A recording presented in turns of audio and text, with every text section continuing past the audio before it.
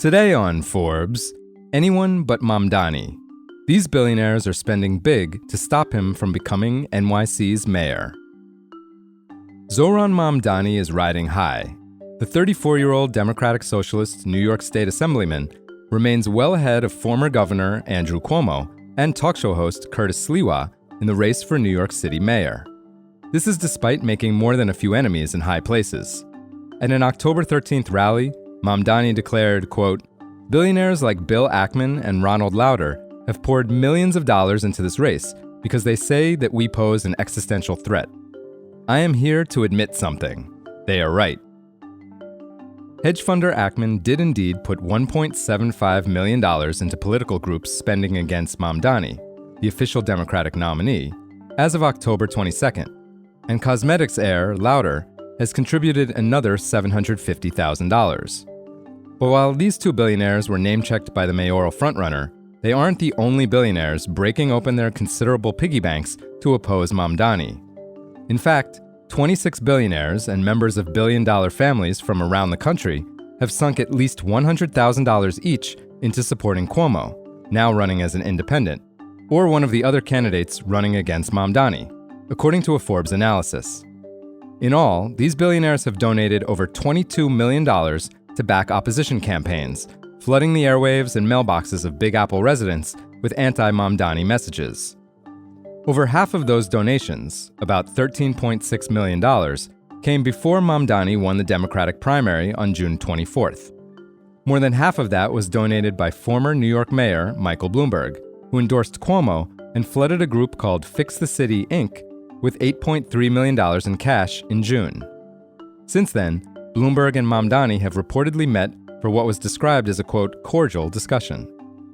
Other big liberal donors, Netflix co-founder Reed Hastings and media entrepreneur Barry Diller, for example, each sent Fix the City $250,000 before the primary as well.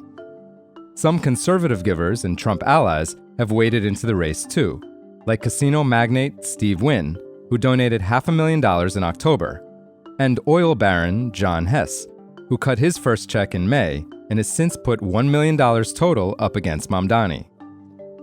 Mamdani, a three-term state legislator, has sketched out a left-wing populist agenda. In June, he told NBC News, quote, "I don't think we should have billionaires because, frankly, it is so much money in a moment of such inequality." However, in recent months, he's apparently taken to meeting with business leaders in an attempt to win their support, or at least quell their fears.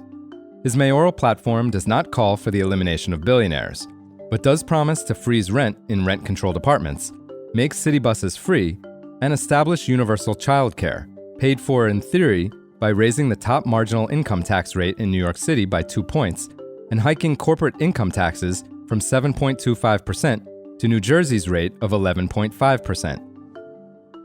No surprise then that 16 of the 26 billionaire donors that Forbes found are city residents, including Bloomberg, Diller, and the Tisch family.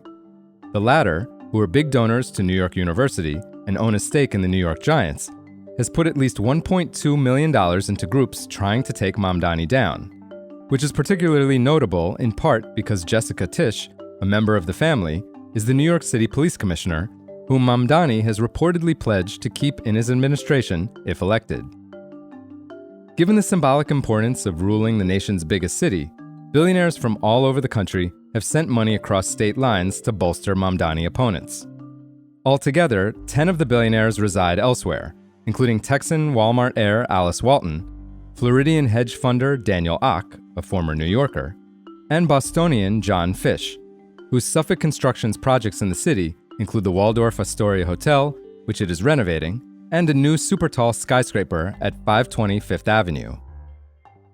For full coverage, and to see our whole list of billionaires opposing Mamdani so far, check out Kyle Kahn-Mullins' piece on forbes.com. This is Kieran Meadows from Forbes.